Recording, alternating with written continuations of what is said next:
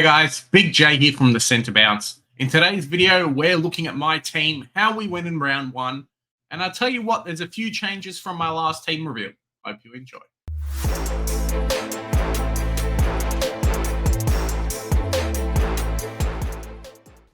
Round one is full of heartbreaks. We saw if you had a look at the video and looked at the title, we did quite well, but we also did very poorly in some different areas as well. And there's a lot of things coming up. A few rookies who I faded on, made some changes alongside what was my last team reveal. I think Thursday and Friday night came along and I panicked and was like, cool, got to get these guys in, and ended up missing out on a few of the more crucial rookies. Unfortunately, I don't have McKercher, who went massive, and a few of these other people. And I think for the first 2 weeks of the season, I'm almost guaranteed to have to spend 6 trades and 2 boosts to actually get a team that I'm really happy with. So let's check it out. Let's see how the team went. I don't know how many kind of trades I'll do in this episode, but maybe we'll do that for later on. Let's check out the team. So this week we scored 22-14. We did quite well. It would have been a bit higher if Hayden Young didn't shit the bed and miss out on 50-odd points. Mate, he is almost on the chopping block for me. I know I had spoke about it after preseason game 1. I just didn't like the pick. And then preseason game 2 came out, and yes, he did kick 2 goals, but outside of that, his scoring wasn't great. He had a lot of clangers this week, which really didn't help his scoring, alongside a couple of other players, but it just looked like he'd get the ball, chuck it away, or stand at the back of the contest and not really get involved. And that's not what we want from our players, especially guys who are selectable for us as a midfielder. So as a defender who should be playing in the midfield. But we ended up with top 7%, so pretty happy with that. And if you have a look at that team value as well, I end up floating, 100K in the bank. So could have got McKercher in and then not done it, but it is what it is, right? So starting in the backline, Nick Dacos, mate. I hope you guys didn't fade Nick Dacos, because the first quarter, he wasn't looking that great. Came out 135. We're very, very happy. Harry Sheezel's another one that I hope you guys had brought in. And I know Joe and a couple of other people who are close to us on the channel didn't pick Harry Sheezel to start, and he's not happy and he's had to spend a trade to get him in already. So unlucky there, Joe. Hayden Young was one that we'll go over the team sheets and how the games went tomorrow, but he just didn't impress me at all. Had something like 11 clangers and gave away a few free kicks. And yes, if he didn't have those, his scoring would be a lot better. Definitely a watch and see for next week. They play North Melbourne. Hopefully he can get a bit of a roll going there, but he's definitely one on the chopping block. Zach Williams, a 51, was not great. He does have the bye this week, and there are a few people going Zach Williams to Massimo who came out with a 125. Bonkers score. Absolutely bonkers. So we'll wait and see what we do in the team. I probably won't be doing that, and I probably won't advise people to do that either. This is his second game playing AFL after basically playing no VFL at all, and then no preseason practice either. So I'm expecting a half-decent score. If he gets a 60 to 70 average, that's enough for us to get to 350K, and that might be what we need from him. So not too bad there. The backline this year is definitely a big watch and a big worry for me. If I had the hindsight and I could go back in time, I would have just stacked the backline with premiums, had a Howes and a Hoare on the bench, because the backline rookies just aren't good at all. We've got 4 guys here. There's one other who I can pick in my team. Well, technically 2, Charlie Dean as well. But I've got 2 guys on my backline who have already been injured. And this is round 1. Yep, let that sink in. This is round 1. So it does not look good. I'm not happy. I may just have to start throwing premiums into that backline and say, cool, I'll just let it sit for a while and then we'll see what happens. I played around with it a little bit. I won't do it in this episode, but it is what it is. We didn't go Bontempelli, VC, or C. We ended up going Tom Green, which I'm very, very happy with. Check him out in the midfield here. Nice score, 152. But we had Bont, we had Butters. Butters was a little bit underwhelming, especially against the Gold Coast side. I don't think they're going to be that much of a pushover, especially for midfielders. West Coast side. I don't think they're going to be that much of a pushover for midfielders this year. They have Jimby, they have Yo, they have a few other players in there who can tackle. And maybe that means that they don't score so well against. Tom Green definitely went massive. Very, very happy. Nick Martin was one who, I don't know. all preseason backline. Really good player, really good ball user, blah, blah, blah, blah, blah. All we care about is stats on the field, right? A 63 is not great.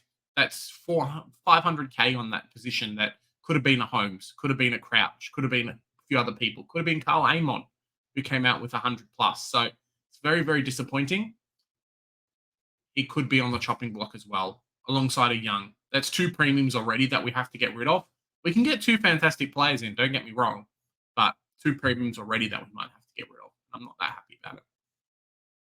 Ollie Wines, 94. Would have expected a lot more. I reckon this guy, the stat sheet's going to show, cool, 85% time on ground. He was more like 70% time on ground. And he didn't play as much midfield as I would have liked. Really seemed like he was around the midfield mix for a couple of kicks, cool, CBA or two, and then was pushed half forward. I'm not sure the reasoning behind it. Maybe Ken Hinkley's off his nunner, but it really did not help his scoring. It was some junk time scoring that really helped him as well, because I think with 5 minutes to go, he was on like 80. And that's just not good enough from a guy that we're paying, 465K. He's definitely not going to be a keeper, but you'd expect some decent scores out of him.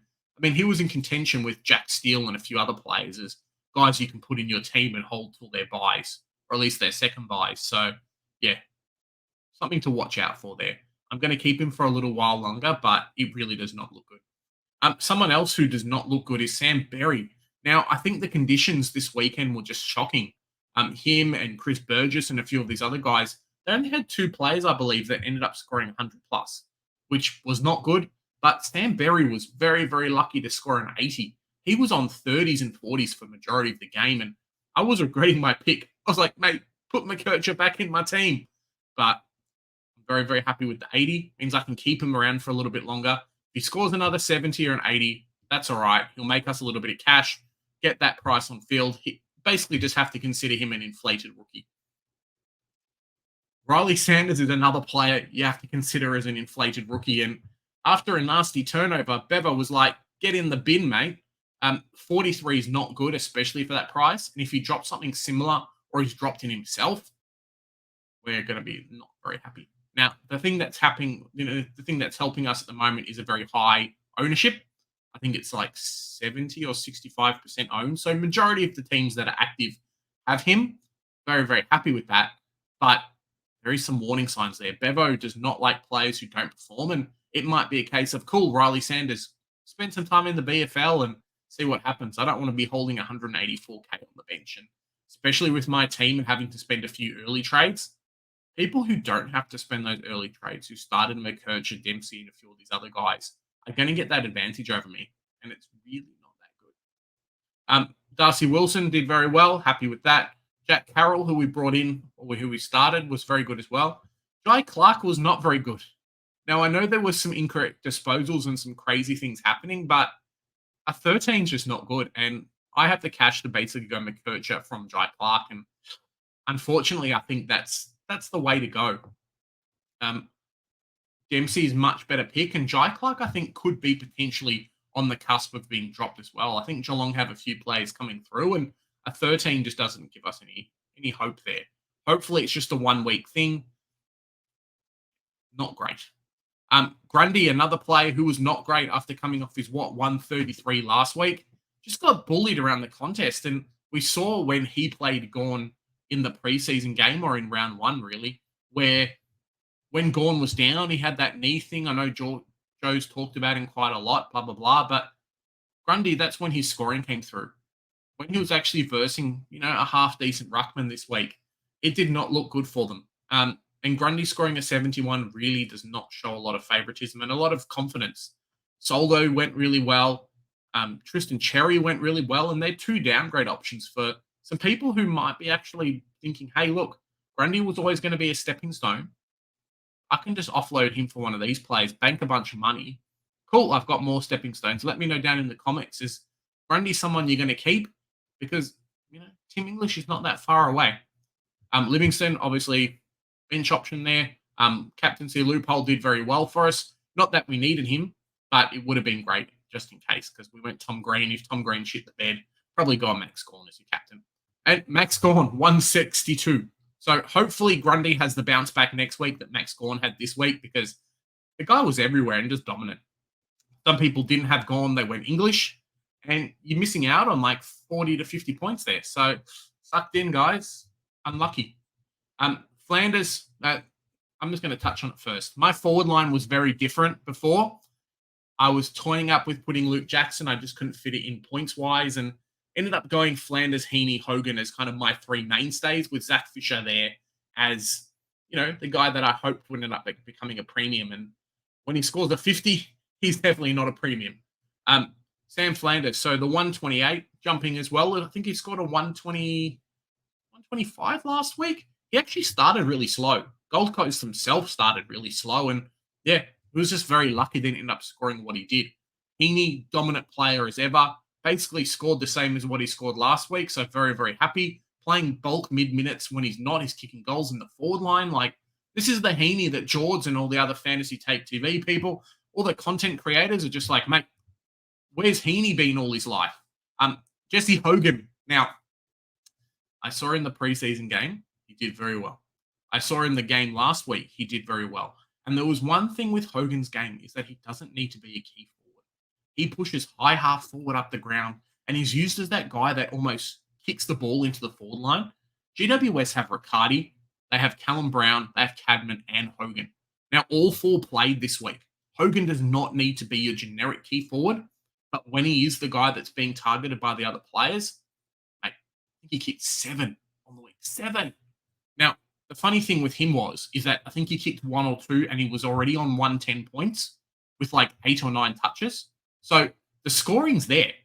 Maybe he becomes a keeper for the year. I'm not sure. But right now, when I check, negative 46. So if he scores 100, he's already going up 70K. So something to consider for a lot of you guys. People are going to offload him round 3 or round 4 when he's got his bye. And congrats to you guys. But his run up until about round 7 is very, very good. If you can, put a Burgess, put someone else on field to cover him, you're going to be laughing.